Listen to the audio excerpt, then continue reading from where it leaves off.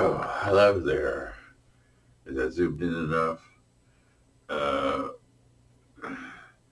well, now that we've ascertained that my chrome dome is from taking antipsychotics for 30 years, we have the book of the story of my psychosis in the grip of paranoid schizophrenia, third edition. So, as I was going to say, this is Memorial Day holiday in the United States, and we all have our own reasons to be sad upon Memorial Day and what it stands for. But so I was going to take the opportunity to make a note of 28 years ago this week, I guess, the last of May, 1994, what was the last time I was picked up off the street as a psychotic person. And that part of the story in my book is on page 97.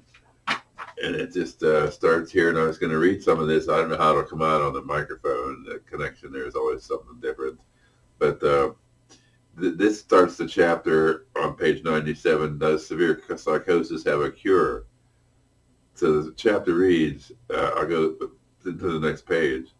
The next day, I printed a sign on the computer that listed a deputy sheriff and several county officials as Nazis and stapled it to a telephone pole by the grocery store. I drove back home on the motorcycle and drove back to the grocery store a while later to check and see if the sign was still there. The cops had torn it down and had been looking for me. I was stopped there in the grocery store parking lot, and the cop car whizzed up.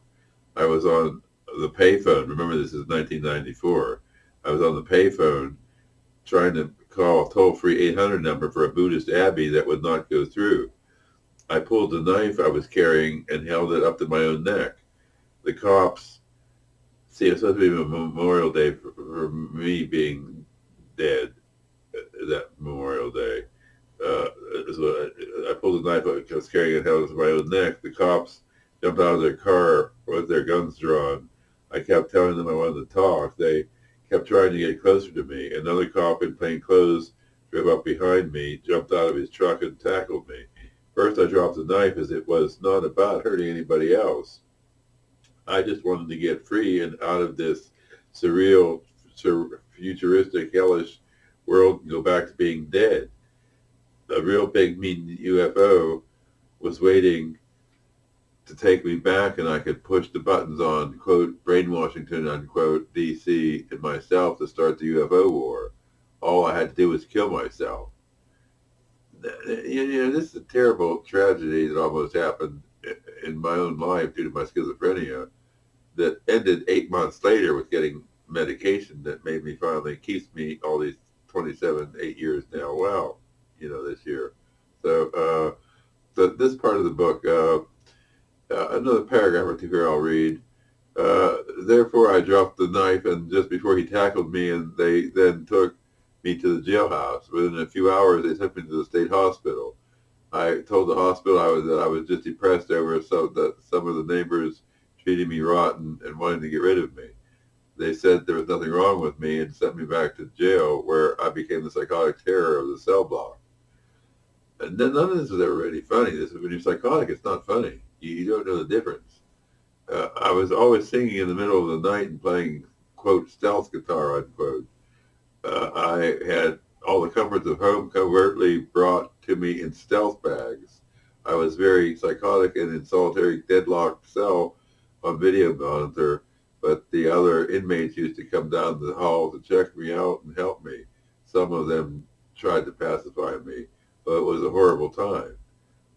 There were busloads of people back from the dead who were coming in, getting in cell suits, coming invisible into the cell block to view me. Being, of course, supposed to be John Lennon back from the dead by a Buddhist transmigration of soul on both UFO technology, replicate UFO technology, having done the whole chore of transmigrating him into me and me into some other realm or whatever, as the story goes in the book. It's a very good story. But it was almost a terrible Memorial Day that year. Almost a terrible Memorial Day that year, and that was one reason why. And that was the last time I was not locked up this was the last time I was locked up was that time they had the guns on me and they took me into custody to the state hospital. And the state hospital thought it was funny, I think. Well, that was one of the times back and forth between the jail and the state hospital. But that just made it more crazy for them to laugh at me like that. It wasn't funny to me at the time. Well, it was a funny situation. But it's in that first, the psychotic part, what it was like to be psychotic part of the book. But so I empathize with everyone else. Due to that illness, who's lost a family member, a special place in my heart goes out to you, your family, if you've lost a family member due to schizophrenia or for any reason like that. This Memorial Day, especially, I say bless you and have a nice Memorial Day. Thank you now. Have a nice day. If you want to read more, read my book, In the Grip with Paranoid Schizophrenia, 3rd edition. Thank you.